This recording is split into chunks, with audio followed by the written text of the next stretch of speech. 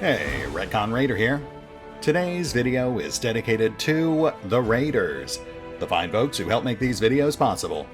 With special thanks to Revenant, Alois, Anerdinwarpaint, Dragon Matrix 7, Eerie V23, Exsellsior, Gottlieb, Kazorm, Lima, Nathan Welch Jr., Tomasz Piątkowski, Triphoppenskip, and Valinrook. Thanks for your support. That said, let's get started.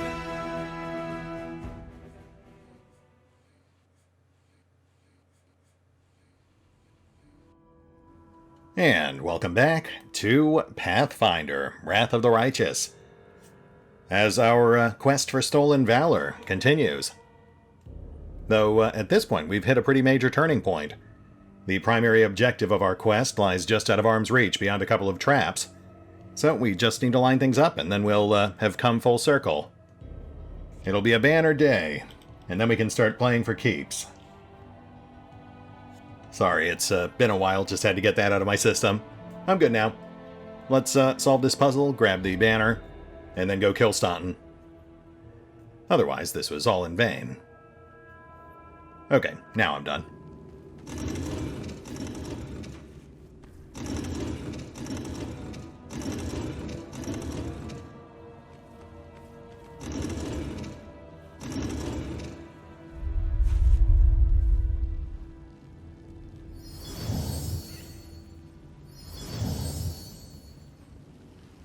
Yes, I memorized the solution. The alternative was watching me brute force that thing for 8 minutes straight.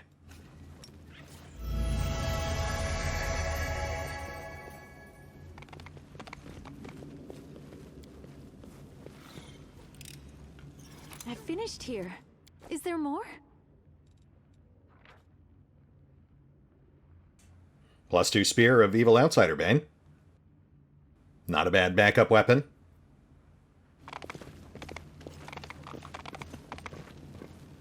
And of course, the Sword of Valor.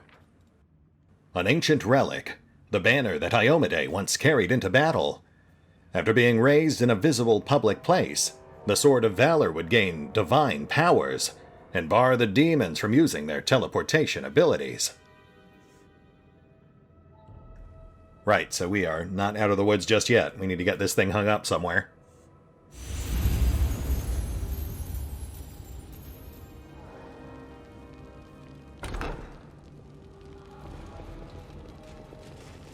Hey, who's making all that noise?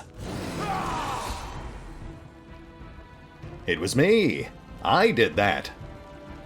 But no worries, I can certainly quiet things down a bit.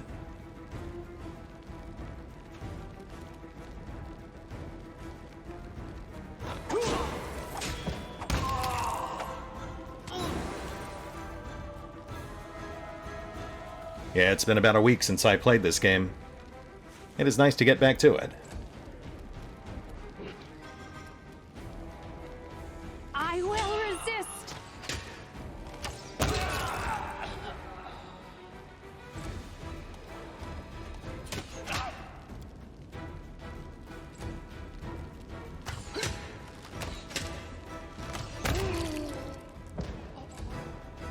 Oh, you poor guys.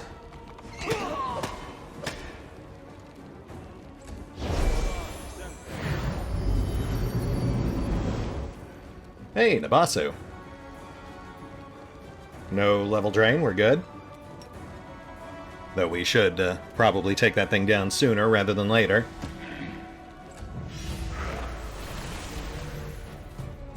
Yeah, that's a pretty good explanation for why. Thanks for that.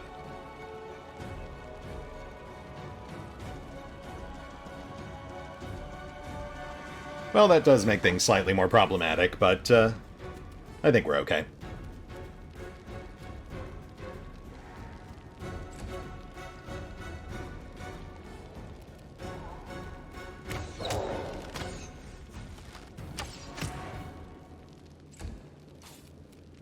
It's over.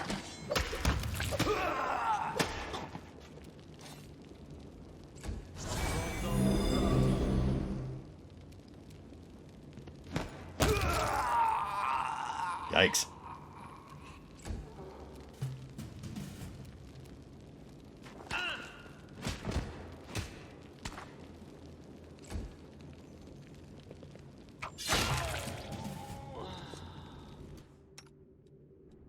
And there we go. No significant damage, no level drains. We'll chalk that up as a win. Nice warm-up.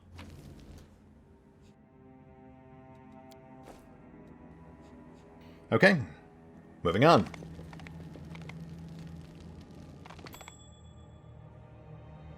Trap.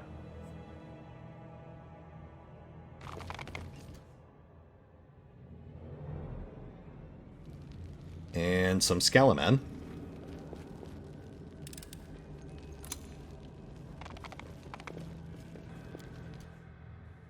There are claw and tooth marks on the broken bones of unknown prisoners. That is very sad. Anyway.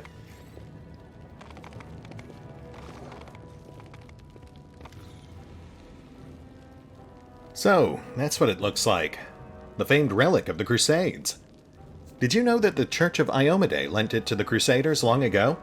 And then they went and lost it. What a deliciously awkward conversation that must have been. Darren takes a half step back, casting an appraising look at you and the Sword of Valor. You look very fine indeed. I foretell that the shops of Mendev will soon be full of souvenir paintings, with names like The Commander Reclaiming the Holy Banner. People will hang them above their mantles, and use them to cover cracks in walls to keep out drafts. I may even purchase one myself, to have something by which to remember this moment.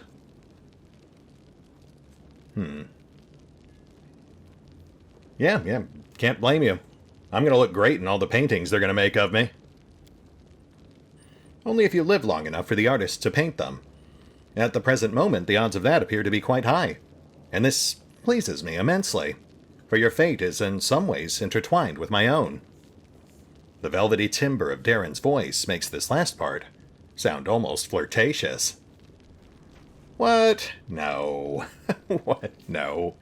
Darren wouldn't flirt. That's crazy. Oh, you. Right? Anyway, I was talking about the power of the moment. About wanting to remember it.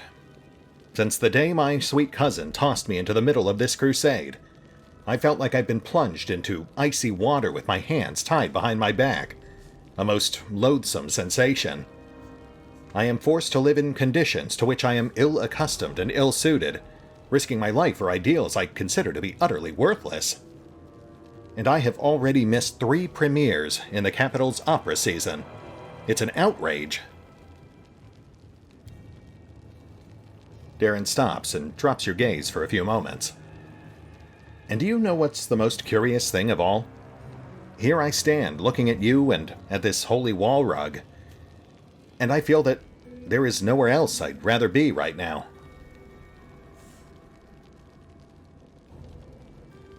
Wow, that is quite a thing to admit from someone like Darren.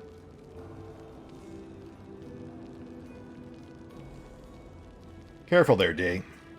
At this rate, you might end up falling in love with me. Who, me? Me? Fall in love with you? Where but in the hackneyed ballads of a provincial bard could so far-fetched a pairing come to be? Darren lowers his lashes. The corner of his mouth quirks up in a slight smile.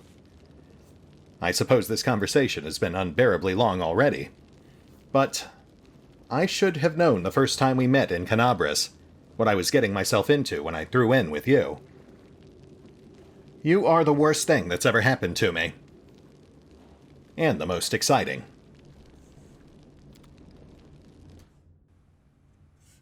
Ah, Darren, I do like him. He's got a way with words.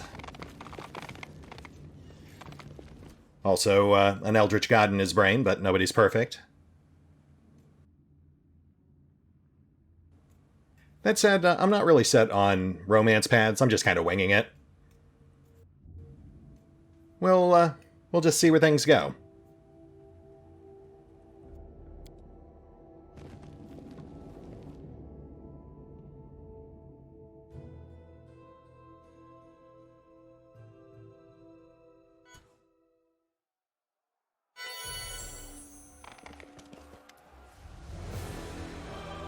The legendary banner of the Crusaders is right in front of you. A drop of blood falls onto it from... where?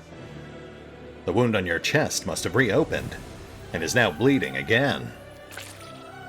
You touch Iomede's holy banner to brush away the scarlet droplet, when you freeze abruptly.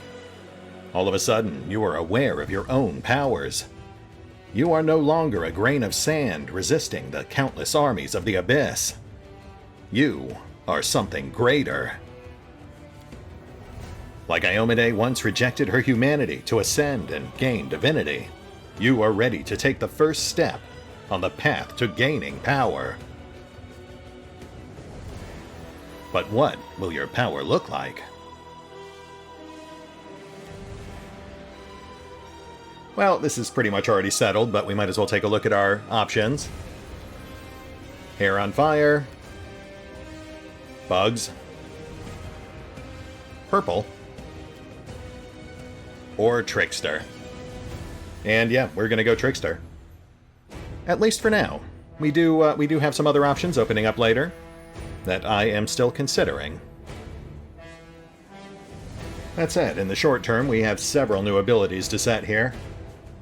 Starting with a new mythic ability. And out of respect for those of you who seem to disparage my beloved enduring spells, I will refrain for now. And we will instead invest in Ever Ready. I was going to pick that one up at some point anyway, might as well be now. That one grants a scaling mythic bonus to attack and damage rolls on opportunity attacks, which, as we've seen, we get some disproportionate use out of, and it's only going to become even more frequent from here on out, especially once we hit a very specific mythic threshold. But we'll just let future Raider worry about that for now.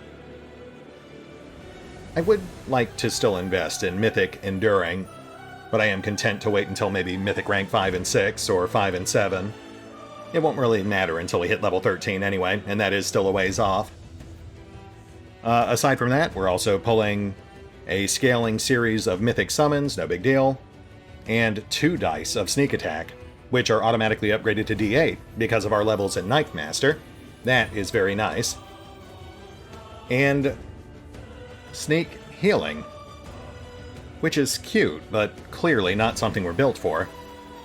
Though we can learn Cure Spells, so I mean, it is an option. But that brings us to the Mythic Tricks, which of course are the bread and butter for the Mythic Trickster. Who'd have thought? Now, these are interesting. There are a lot of good options, and I still haven't decided exactly which ones we'll be investing in, and what order. But I will say there are 2 very notable frontrunners, and the biggest thing we have to keep in mind here is that although it looks like we have a ton of trick slots there, it ultimately boils down to 4 basic tricks, 2 improved, and 2 greater, with the graders only coming towards the very end of the campaign. One that I am actually very curious about is Mythic Persuasion, which I may or may not end up investing in. That's why I've kept a token amount of Persuasion on Vex. At the lowest tier, it has a chance of intimidating every enemy you enter combat against, but at higher tiers, it can also end up literally paralyzing them with fear, or prompting them to just try to take themselves out rather than risk actually fighting you, which to me is hilarious, even if it only ever ends up coming up infrequently. Of course, as alluded to just a moment ago when I picked up Ever Ready, I would also like to invest in Mythic Mobility, but only up to rank 2. The first rank is no big deal. In fact, I'm not even sure that would apply given that Vex is riding. But the second rank is what I have my eye on, and that apparently does work as I want it to. Someone was kind enough to test it for me. And what that does is, every time someone misses an attack of opportunity against Vex, he will immediately turn around and stab them back, which for him would be a flat-footed sneak attack, with crits triggering potential crit storms for any other nearby allies, including Kaz, who would bite and trip. So I envision that making for some very hilarious fights, as of Mythic Rank 4. Which does mean that if I do end up investing in Mythic Persuasion, that would come much later down the line. The whole seppuku thing wouldn't even be on the table until minimum Mythic Rank 7. Short term, though, we have a lot of low-tier slots to play with, and there are a handful that I've got my eye on. Mythic Athletics is a definite possibility. That's a good, solid defensive one. Mythic Arcana is good as well. That bumps the magic pluses of any magic armor or weapons we find by 1, so we would definitely benefit from taking that one early. Mythic World Knowledge is potentially fun. At the lowest tier, it grants a scaling mythic bonus to all skill checks. And if we take it up to tier 2, it turns all critical fumbles into critical successes. For now, though, I think we'll just grab Mythic Arcana. That's a nice one to start with early. And then, like I said, at Mythic Rank 4, we'll double up on Mythic Mobility and start having fun with Attacks of Opportunity. We also get some bonus spells. Not really worried about these. We'll just grab a couple we can't normally get as a Hunter. And that's it. Lots of nice upgrades here. Extra sneak attack, ever ready, and the Arcana thing. Not too shabby.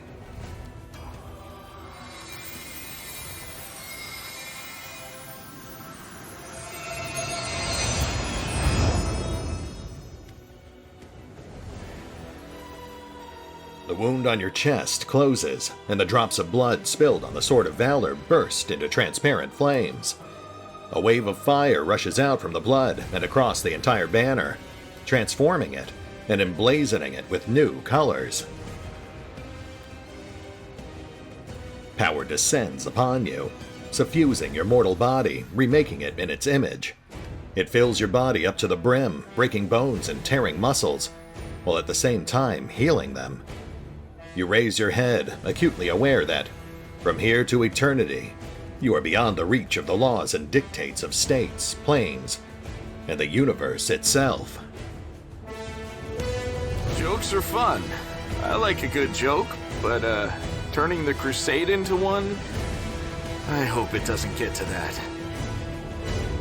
Lan scratches the bridge of his nose. A mess of an army. Regil casts one look at you. If looks could kill, you'd be hanged, drawn, and quartered on the spot. Then he turns away, pointedly. Oh, yes! Now that is how I like my crusades. As soon as this is over, I suggest we hold a feast, courtesy of my dearest cousin, to whom we shall most assuredly send a detailed report. I can take it upon myself to organize it. Yeah, I mean, sounds good to me. Why would we not celebrate this victory? But now is not the time to linger. We can reflect on events later.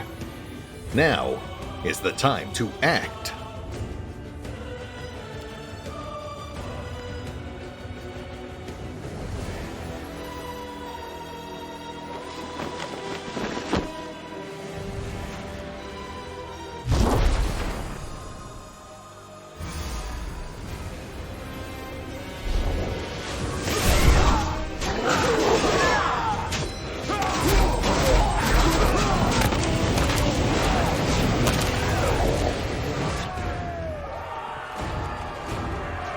Huzzah! Hooray!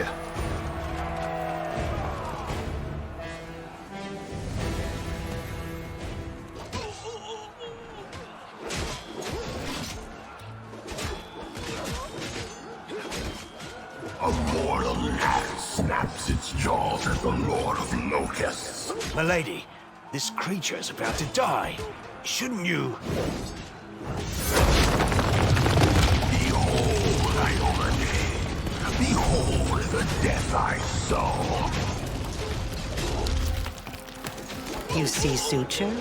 Shouldn't has no place here. I've waited for a very long time, but now the hour has come to turn my ideas into reality. I still have things to do in Canopus, but you must leave. Go to the old laboratory. I have a special task for you. The laboratory? I hate that foul place, but I dare not disobey you, milady. Forgive me this little masquerade. Yamiel says in a different voice, one that sounds vaguely familiar. suddenly, the illusion vanishes. Met before. I am Arilu Vorlesh, also known as the Architect of the World Wound. There is something off about the stranger's appearance, like you're seeing only half of a painting, or looking at her with one eye closed. Her silk dress and expensive jewelry are at odds with a set of unfamiliar tools, and her ink-smudged hands. What are we meant to discuss with one of the key figures in our enemy's army, I wonder? You've handled the power of the Sword of Valor well. Such artifacts are almost like living creatures, and they react to their own kind, shall we say. The Sword of Valor once belonged to a mere mortal who became a goddess. It seems to see something kindred in you. Touching you has left the sword irreversibly changed. Now it is your banner, not Iomede's. Although perhaps it will still stop the demons from teleporting to the city as before. Wherever you go, things change. Someone who lived dies, and someone who died is saved. Objects that were one thing become another. Why? Ember stares at you, captivated. Without realizing it, this mad girl just asked a very important question. But for now, I shall let you seek the answer yourself.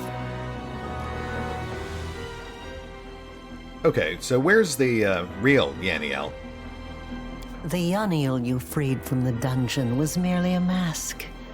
Sometimes I like to wear the guise of my fallen enemies, to study them from the inside. The real Yaniel has been gone for a long time, but unfortunately for her, not permanently. Her lot is far more frightening than the one I showed you. Perhaps you will learn the truth one day, but for now, it isn't necessary. You've done this before, too, right?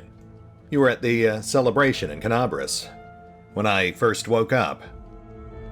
Would you speak to me if I came to you in my true form? Well, this will never happen again. I no longer need to hide my face. Wait a moment.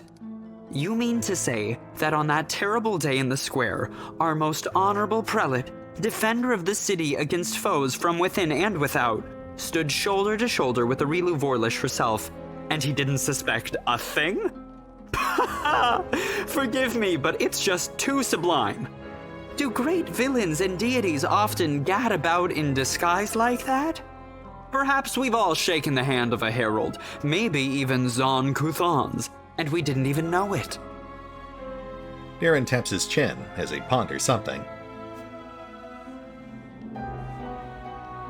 Well, I think it's pretty obvious that Arilu's up to something, but by my count, she's saved our lives twice and tried to kill us 0 times, so I feel like that buys her some leeway. But Vex would be suspicious.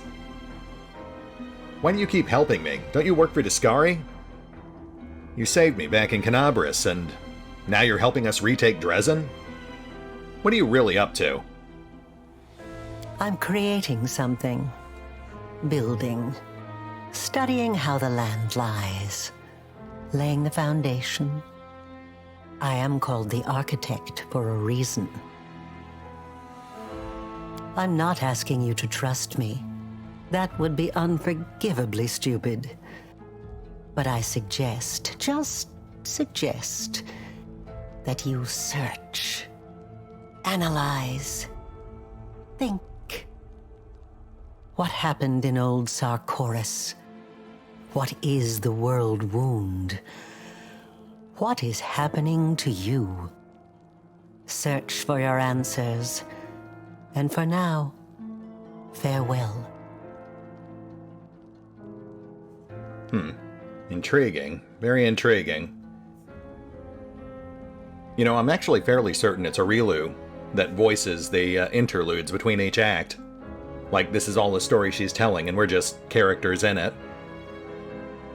I think it's safe to say she's using Discari just as much as she's using us.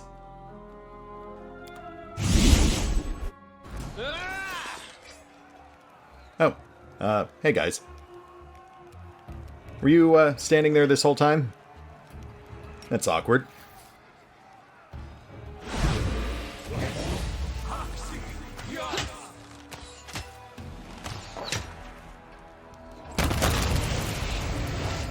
Oh, well, that happened.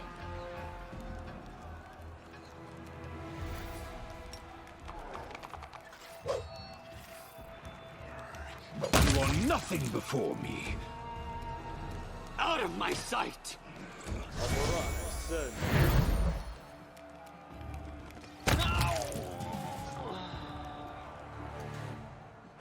Right, so it doesn't just block demonic teleportation. It explosively redirects it. That is a very distinct difference. Anyway, we've got some new mythic abilities to dole out. The party just hit mythic rank 3, so we'll run through that real quick. I will go back and set a hard save before this in case I want to change anything, but this should be pretty straightforward. Regil, for example, is pulling Unrelenting Assault, more damage for longer engagements. What's not to like? I'm thinking we'll pair that with Thundering Blows once he hits mythic rank 5. Though there are a couple of other options on my radar. Leading Strike, maybe Ever Ready. Then we've got Ember, and this one is also fairly straightforward. I think we're just going to start going down the Abundant Casting track. There's 3 ranks on that one, so that's going to be most of her mythic ability slots. We could speed that up a bit by sacrificing mythic feats, but I think it's safe to say we probably don't want to do that. We are going to sit on Darren's mythic point for now. I have some very specific plans for him, but I need to double-check a few things. As for Lan, this one is pretty obvious. We're going to grab Cleaving Shot. The only reason we didn't grab it earlier is because we needed Mythic Beast for Zorm. And as for Aru, she already has Cleaving Shot, so...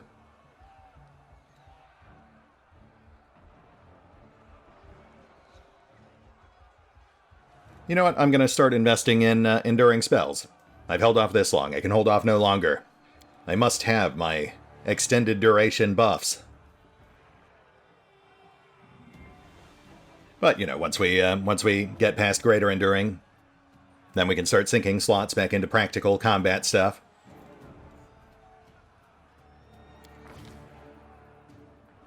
And that's it. At least until we get access to the rest of our party. As always, feedback is welcome, but for now we will just push on.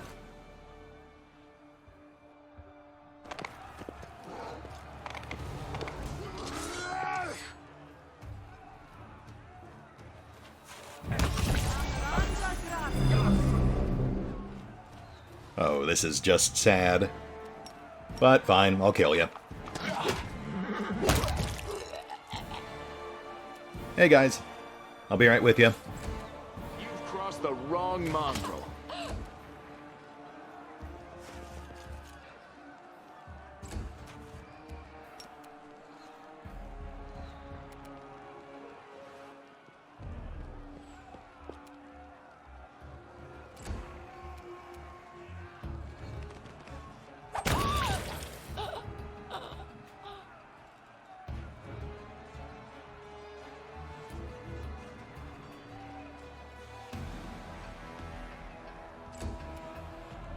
Prepare yourself.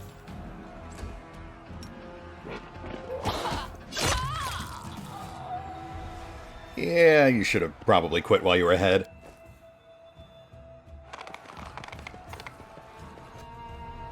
Alright, we're headed into the final stretch here, so let's re-up some buffs.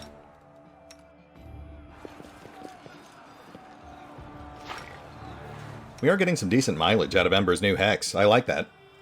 That was a good call from the person who suggested it.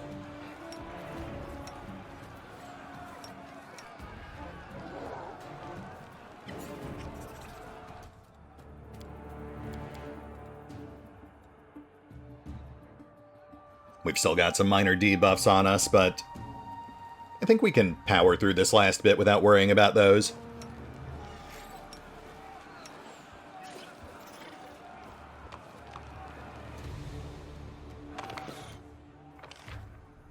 Here we go. Oh, yes, I'll take those.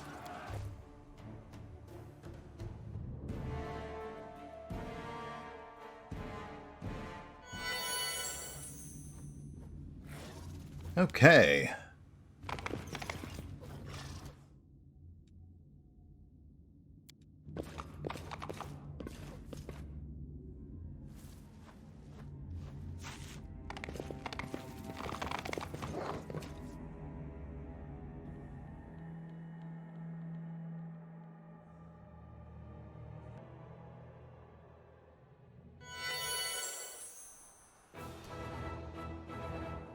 We'll take that. Headcracker.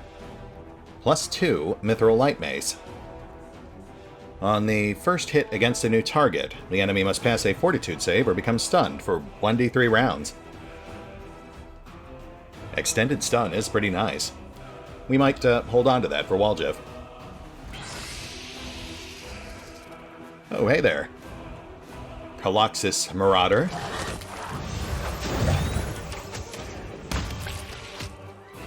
Okay, we were, I guess I must have accidentally toggled to real-time mode, but yeah, that worked out in our favor. Is why I'm better. Weird.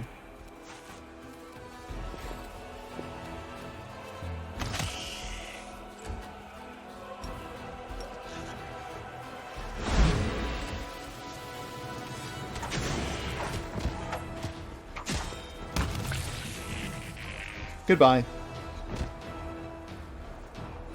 Yeah, I'm not going to question it. We'll just take our mace and be on our way.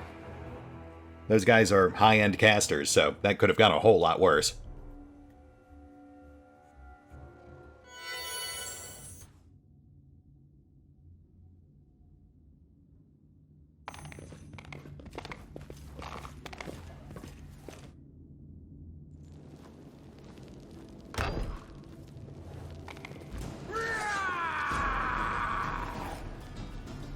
Sheer Votary, no big deal.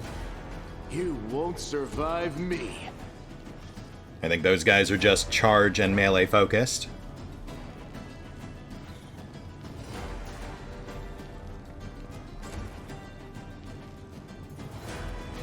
We've also got an Evoker. That is our priority target.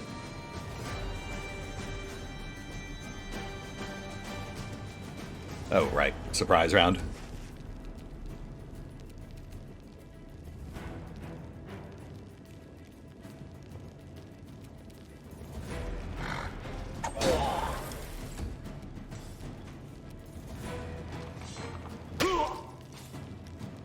Half-Fiend Minotaur. Pretty spooky.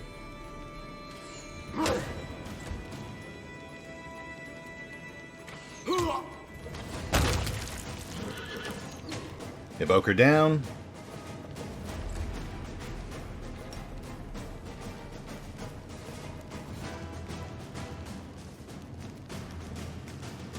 I guess we should go for the Votary first. Oh, that was the wrong button. No harm done. To us.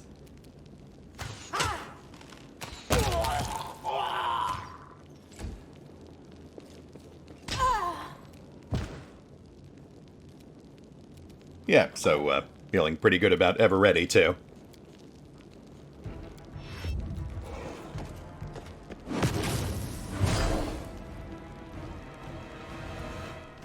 Retreat is not an option.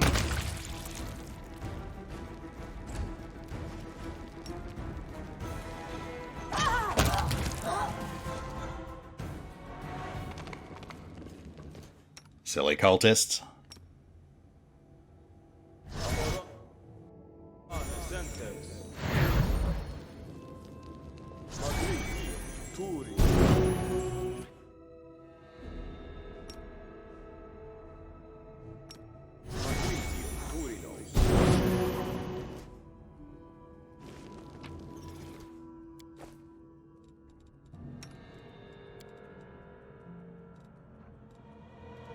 I'm missing something here. What am I missing?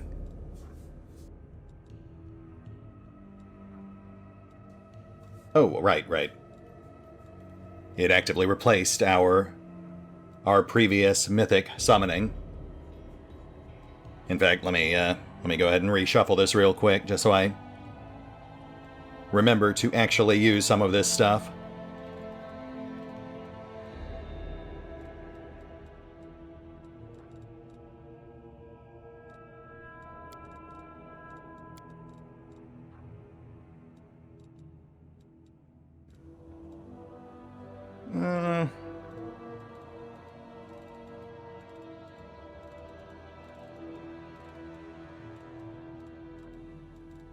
Yeah, that's good.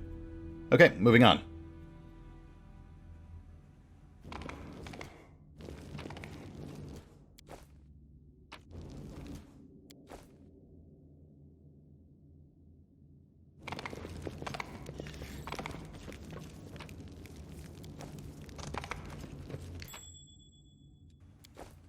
Trap.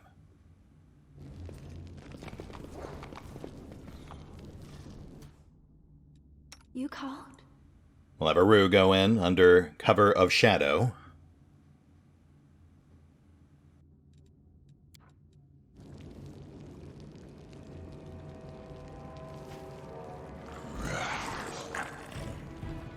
Oh, well, never mind.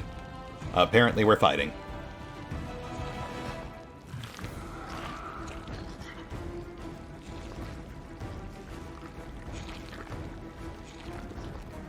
That actually works out.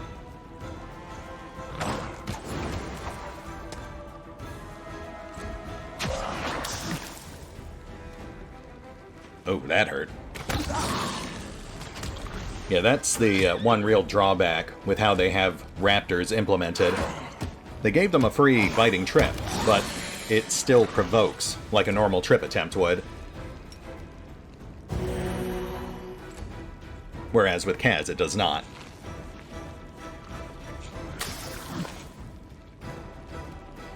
Kneel before me. Ha!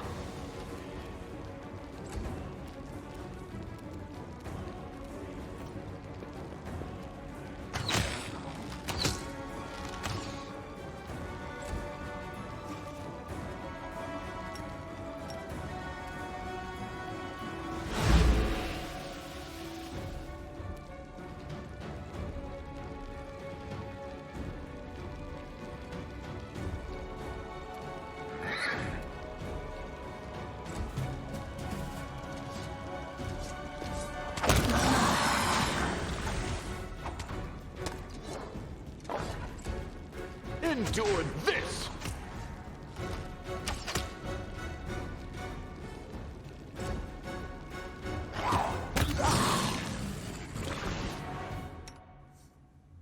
The danger has passed.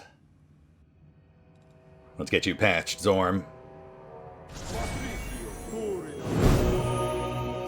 And knock out that trap, too.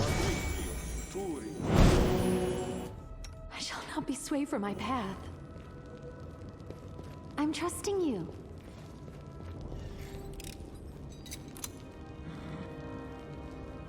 Nice, nice.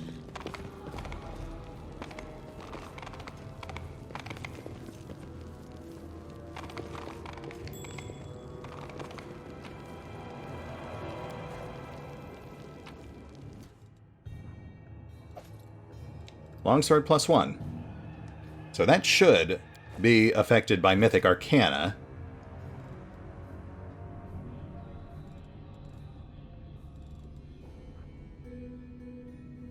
If I can find it.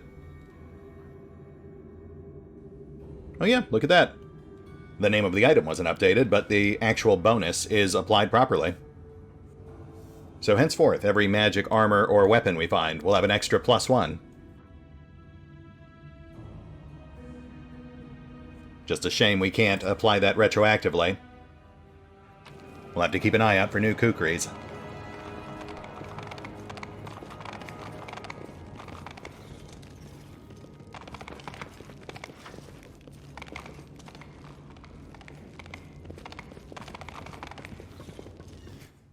And on we go.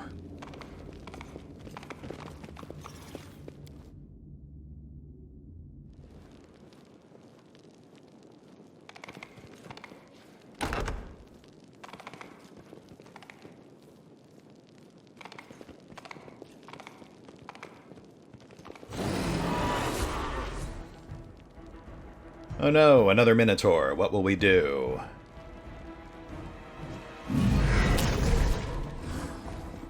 Doomsday?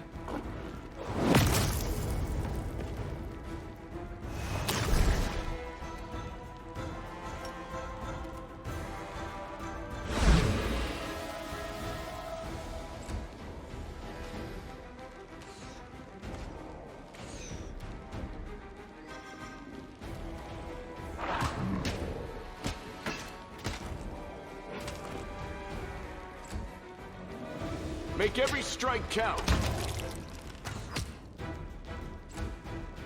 Floppy. Man, those ragdolls are pretty fun.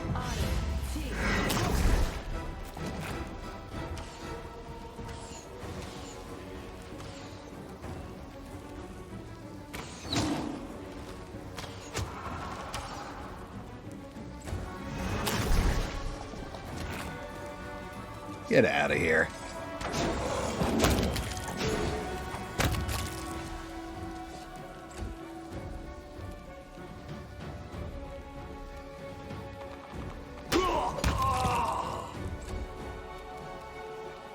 I will see to your demise.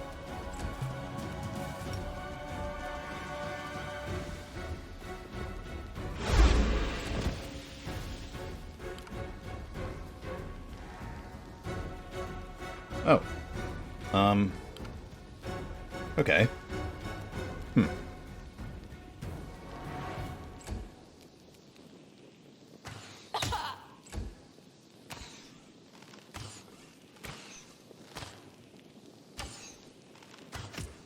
Ow. Desna, guide my hand!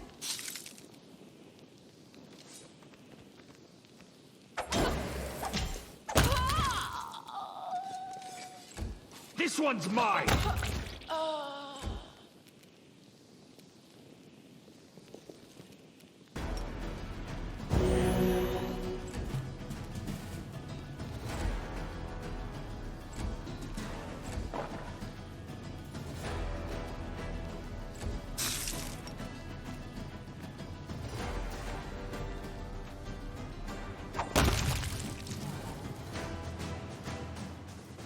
This is like their desperate last stand. Staunton can't be far now.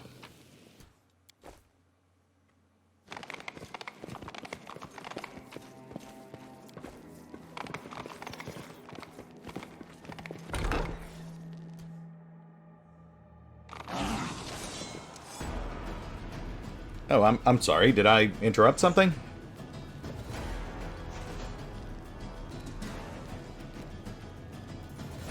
Press the attack! Oh, and we are stuck on the doorway. Retreat is not an option. Kneel before me. There we go.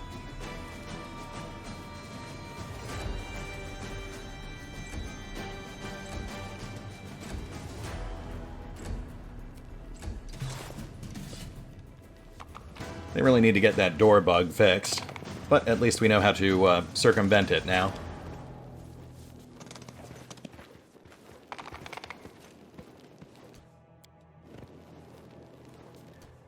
This room looks a little cleaner than the rest of the fortress. It's probably the warden's bedroom. Which begs the question of why there were two horny sheer in here. You know what? I'm not going to question it. Well, we're just moving on. I'm already getting flashbacks of the barn encounter from Baldur's Gate 3.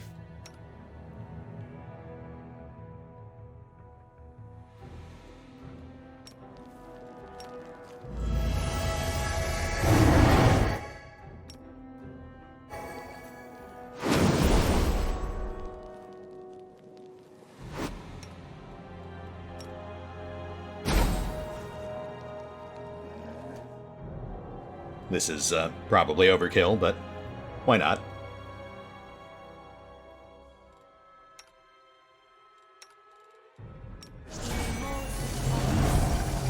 Trust in yourself.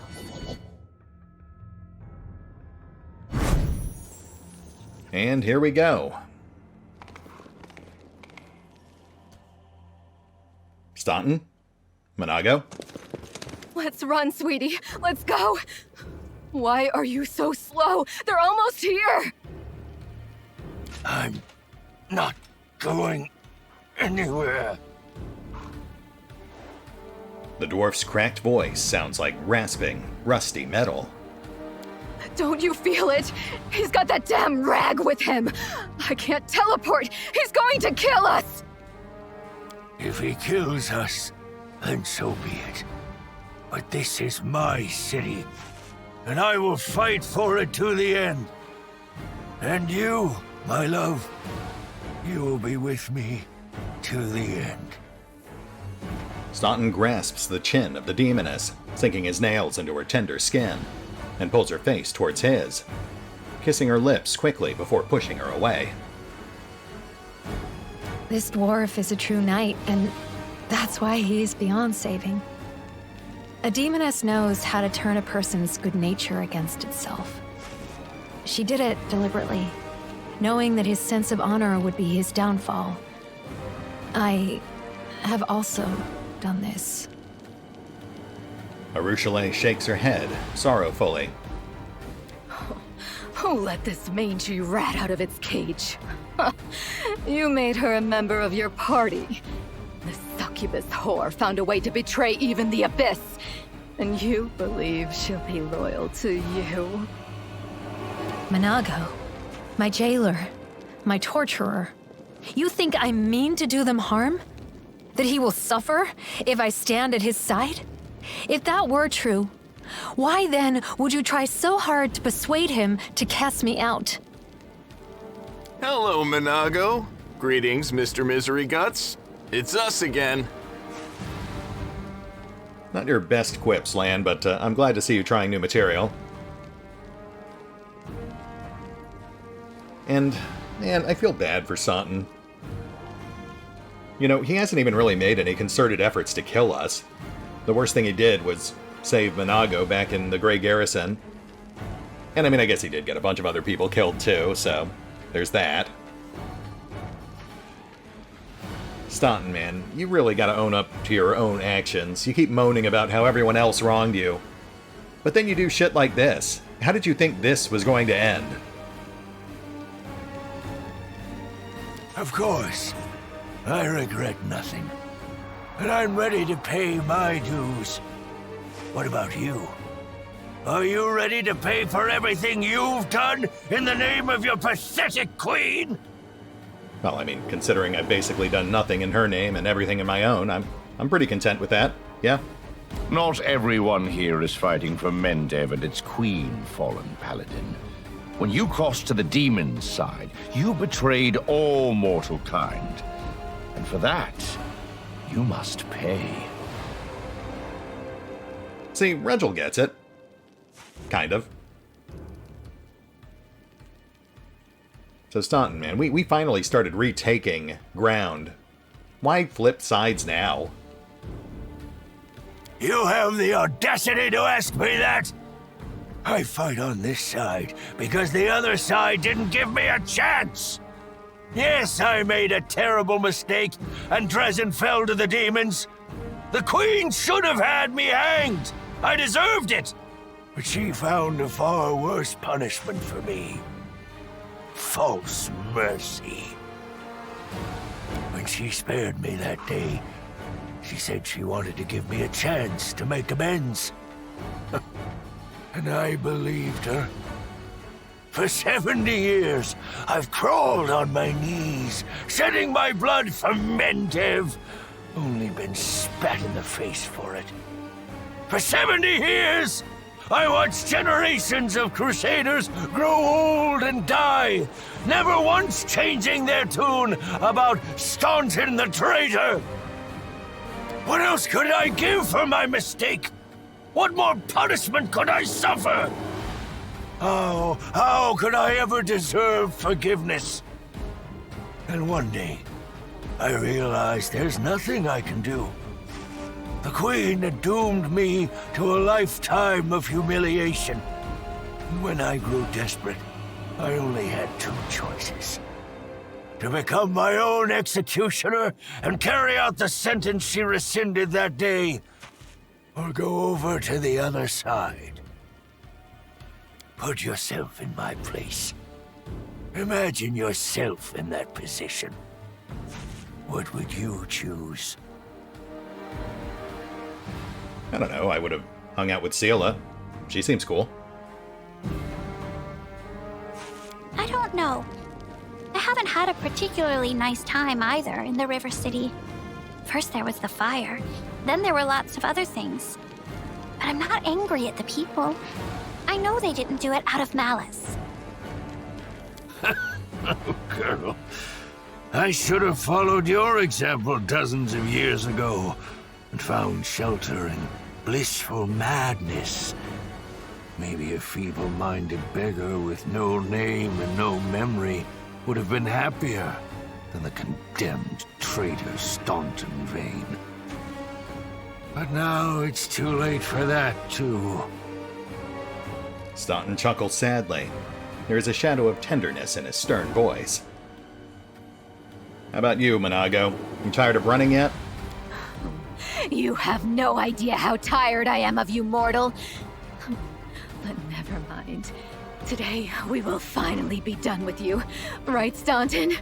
Right, sweetie?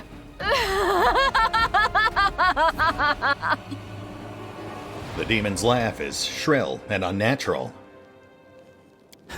You know, I once heard a peasant trying to convince his sick sheep to overcome her constipation and share her impacted torrent of crap with the rest of the world. The sheep was obviously very dear to the peasant, and he cooed and called her lambkin and darling as he described the process in graphic detail, apparently to inspire the beast. Well, listening to that wasn't half as stomach-churning as listening to your filthy demon mouth spewing honeys and sweeties all over the place. Ugh. Way too wordy, buddy. You need something shorter and punchier. Like, hey Monago, what's with your face? That's not your concern, mortal! The demon hisses angrily. The Masters punished her cruelly for her failure in Canabras. As you can see, the leaders of the demons are as patient with their slaves as the Crusaders are with their commanders. A crooked smirk crosses the dwarf's face. Sweetie, why are you telling him this? What does it matter? What? Quiet. Staunton's voice holds no emotion whatsoever, except perhaps weariness. The word that falls from his lips barely echoes, but nonetheless, the demon immediately falls silent. So what do you say, Neuro? You about ready to have some fun? We sure will. We'll have so much fun that even the Abyss will feel the heat. A wide, angry grin appears on her lips. What is this? What are you talking about, huh? You'll know soon enough, Lady Monago. Well, I suppose this is where it ends. I still feel kind of bummed about Staunton, but Monago, less so. Callistria! Let them feel the sting of Vex Godglove. And also Kaz. A wasp crawls down your hand, your goddess's favorite creature. The favored sting has heard your prayer, and stands with you as you take your vengeance. Right. No point in wasting time talking. To arms! Staunton, darling. Stop whining! Didn't you swear your eternal love to me? Promised we'd rule Dresden together? Now shut your lying mouth and fight! Whatever end fate has in store for me, you will share it! I will defend my dream. Ha ha ha! You should see your faces now! Oh, come on. Leading with a no-save wave of fatigue. Jerk. Make your peace.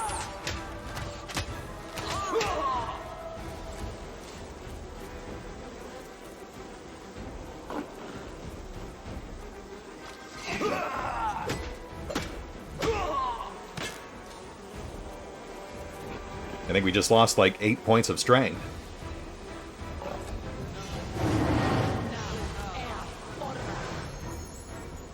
I mean, we're still taking them down. It's just a lot of attribute damage.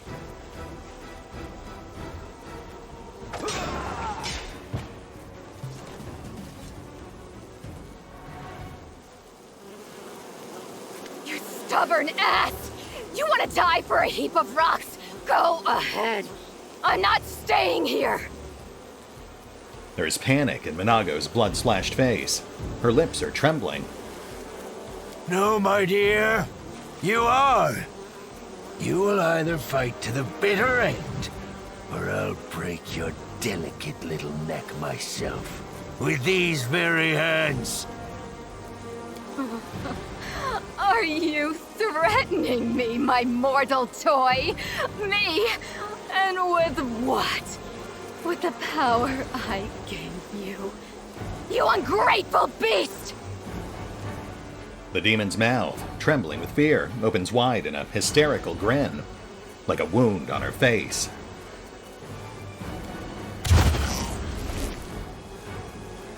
Yep.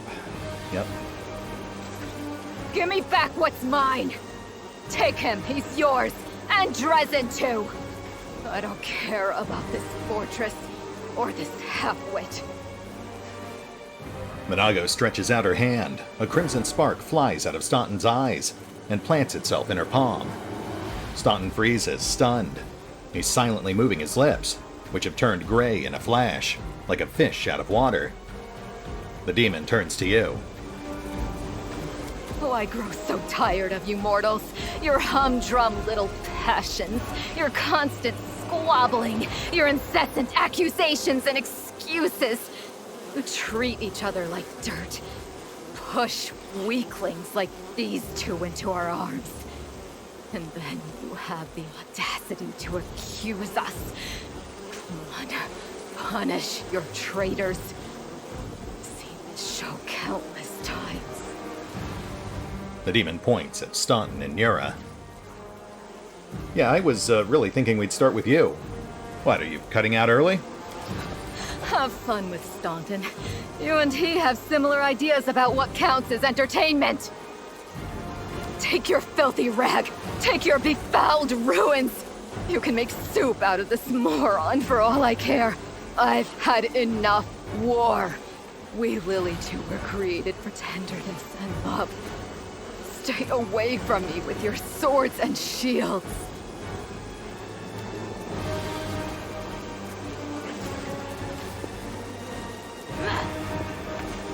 So this is to be my fate? I've been betrayed by people and demons alike. Now my life really is worth nothing. But that doesn't mean you won't pay for it dearly. Come on, you scumbag! Kill me if you can! I don't care anymore! Staunton watches Minago leave. Then he looks at you, and the sorrow in his eyes gives way to hatred. Oh, Staunton, man, you're killing me. He's got so much self-loathing, and I mean, it's hard to really blame him given his circumstances. But at the same time, you know, he's so desperate to be punished, he keeps lashing out and hurting everyone around him. I feel for him, but at the same time, I think we all know how this is going to end. Staunton, buddy, this is sad. It's over. Just give up. You really messed up. Like really, really messed up.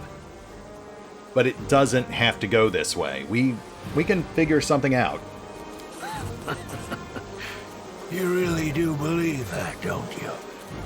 You really think that you can still change something? Somehow bring a cursed soul back to the light.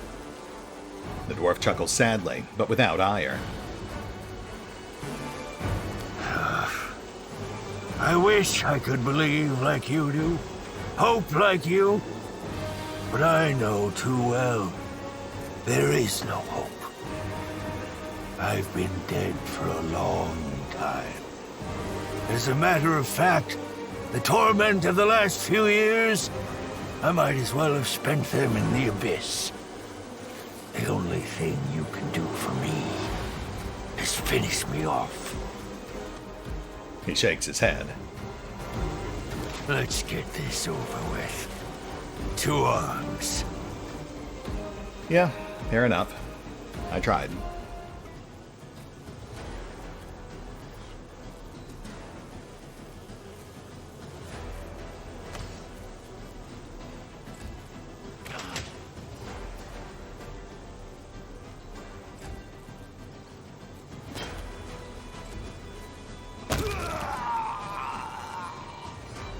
I am coming, Lady Death.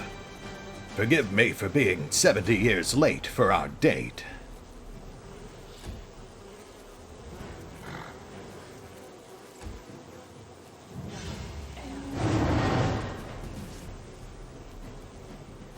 Well, that sucked, but it is done. Staunton lies dead, Minago has fled. Let's wrap this up and I'm going to bed. Oh, the waiting's never fun. You know, I really could use a nap. That was emotionally exhausting even for a robot like me.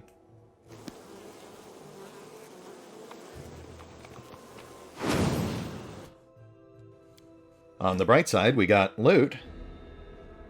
Let's have a look here. Soul Shear. +3 adamantine glaive. Soul Basher, Staunton Bain's warhammer, was once a weapon of honor and repute among the Crusaders.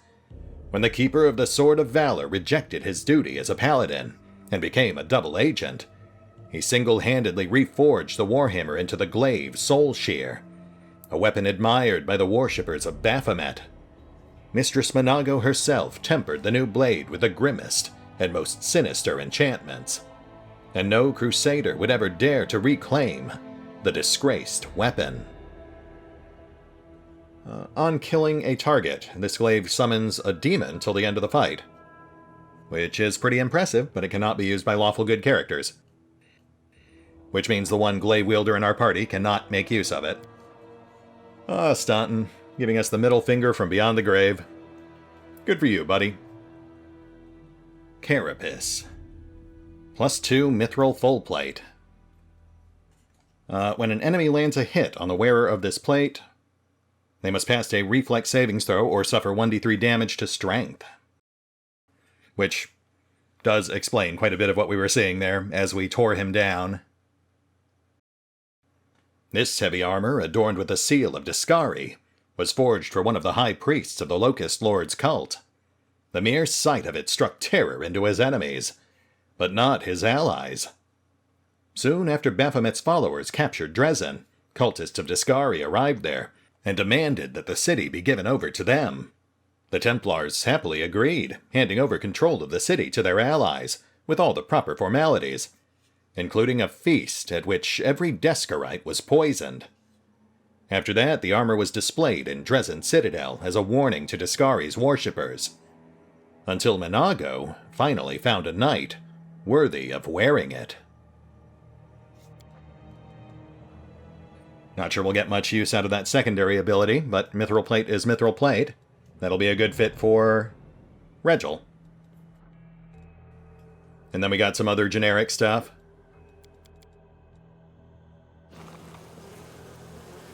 Hey Neuro, how's it going? One sec, let me just finish canvassing the room real quick.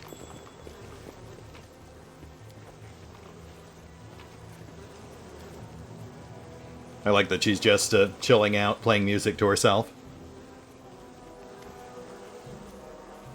Breathing heavily, Neuro looks around the room as if she can't believe her eyes. Alive! I'm alive! It can't be! She looks at you, baffled. So what's next? For the first time, I have no plan. I felt the same way when I renounced the Abyss. I had a whole world at my feet, so big and strange, and no one to make me destroy it anymore. Neuro rubs her eyes, looking between you and Arushale, baffled. Who is this? A succubus? On your side? Saying she renounced the Abyss? Ha! Well, if such a marvel has a place in your game, you must have something for me. Yeah, I'm not really one for long-term planning, but, what do you want? I mean, what is it you'd like to do? I betrayed both the mortals and the demons. What does it matter what I want, if they won't let me live in either world? The thoughtful expression on Neura's face slowly turns into a smirk. On the other hand, you can be quite convincing, you know. Too bad they won't let me live to see the outcome of your big joke. But I can still play my own. Let me go, and a day will come. You'll see. Sure. Or, you could just pal around with us. I could use a bard. Neura shakes her head. No, I can't. The soldiers saw me. They know about my betrayal. Even if you still trust me, they'll drag me out of my tent some night and hang me from a tree. Really? I feel like none of them actually saw you do anything. And also, we could just tell them this was all part of our grand plan to undermine Staunton. But sure, I get it. Implementing an extra companion takes a lot of resources. That is a bummer, though. And they'll be punished for vigilantism. But even I wouldn't judge them harshly for it. Oh, right, Regil, I forgot you were here, listening to us this whole time. Yes, that does make this awkward. Alright, Neura, maybe it is a good idea for you to head off and do your own thing for a while, lest the Hell Knights should get their hands on you. Best of luck, I guess. See you around, kiddo. I am actually very curious to see what ends up happening with her. I've never pursued this path. I deliberately saved it just for this run. Neura nods. Thank you, Commander. Thank you. And farewell. You probably won't see me again. Not alive, anyhow. But you'll remember my name. I promise you that. Well, that doesn't exactly fill me with confidence. That makes it sound like we'll stumble across her corpse at some point. With, like, an informative plot device on it or something. She, of all people, should know the power of the bard's tongue. Well, whatever happens, happens. Like I said, I am very curious to see where that takes us, but it may be quite some time before we see the consequences of our decisions here. That said, we will hit the pause button for now, but we will pick up here next time. As we officially head into Act 3, we'll have access to a much larger open-world map, as well as the full Crusade system. There's a lot to look forward to, but also a lot of expository dialogue whilst they set everything up. So, I'll see you then.